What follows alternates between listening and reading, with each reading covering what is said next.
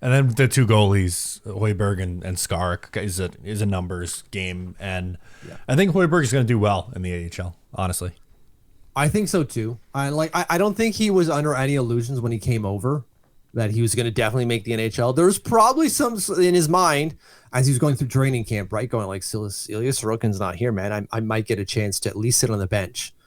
And that's what I think you're getting this out of this too, is that the fact that Lou and the Islanders are sending both Hoiberg and Skarek down clearly indicates that Ilya Sorokin is 100% ready to go.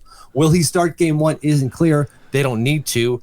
But it's clear that he's ready to go for puck drop, and so they don't need the extra guy. We did get a Lou quote on Sorokin today, so I figured now would be a good time to share that. He said, we did what had to be done to make sure he was totally 100% healthy. So they view him as 100%. Does he get the opening night start?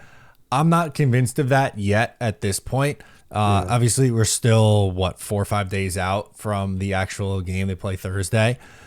So we'll get a better idea as the week progresses here, but it's a good sign that neither Hoiberg or Skarek made it, even in the short term, because it's not like Sorokin starting on IR or anything. Like, he's going to be on the roster, which is to me a positive here.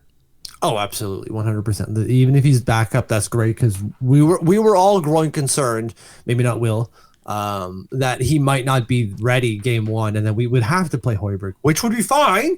Because he was okay, not more than okay in the preseason, capable even. So we would have been okay anyways. It's just you want your full team. You don't want to have an injury to a guy like Ilya Sorokin or anyone like case in point Hudson Fasching. How does an injury derail his season? Just look at Hudson Fasching, man. Or even Samuel Bodzik, his horrendous year in Bridgeport that one season. Injury, man. The injury at the beginning of the season could never catch up to a running train, and that's it. And for Sorokin, we thought like this is an opportunity for him to bounce back. I know he wasn't good last year in comparison to where he normally is. The Islanders, if they get even 80% of what he was in like 2023 when he dragged them to the playoffs, they would be a significantly better team than what they were a year ago, because they were dealing with probably the worst version of Ilya Sorokin that we'll see. Yeah, and they still made the playoffs. It's just wild. Which is wild. So that's a positive. But maybe let's get to the three guys who did make the team here who weren't waived. We'll start with Julien Gauthier, who I thought was pretty impressive in training camp in the preseason. Yeah, he's the most impressive of the fourth liners, right? The guys vying for that fourth line spot. He's got speed. He's been here for 2 years now, right? So they've liked what he could bring to the table for a couple of years, clearly. And it's obvious that he's giving them at least a version of that. Enough to say, yes, you've made the team. And he hasn't played in every single preseason game either. But when he has played, he's looked decent. So you're right. Like, he looks good. He's earned the spot. Now our fourth line has a guy who can motor. Because with all due respect to Cal Clutterbuck and Matt Martin, they could not motor, specifically last year. No, so that's good. That fourth line can play with pace now on the forecheck. They can. That fourth line is going to be interesting, and maybe we'll talk about that here because that kind of goes with Wahlstrom a little bit as well, because he skated with what is expected to be the fourth line at practice today. It was Cizikas on the left, by the way, McLean down the middle, and Wahlstrom at right wing.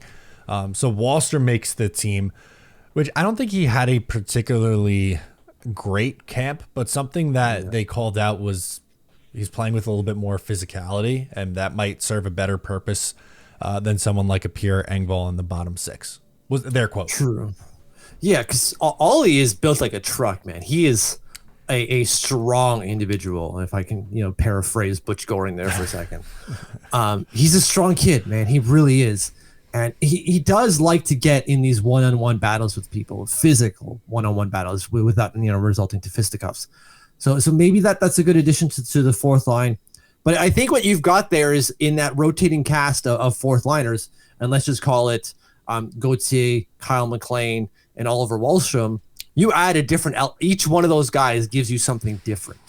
Whereas when you throw in a Ross Johnston for Matt Martin, it's a one-for-one swap. It really is, in terms of like playing ability and what they bring on the ice. Whereas that's not the case with Julien Gauthier, Oliver Wahlstrom, Kyle McLean. So that's cool. I like that, where we can mix and match and get the right kind of skill set on the ice to execute whatever we're trying to execute. Yeah, I don't think like I think the top 3 lines are pretty set at this point, and I think 2/3 of that fourth line is set. Like, to me, you tell me if you feel differently, but I think Kyle McLean has cemented himself as a regular fourth liner, like a daily in the lineup every night.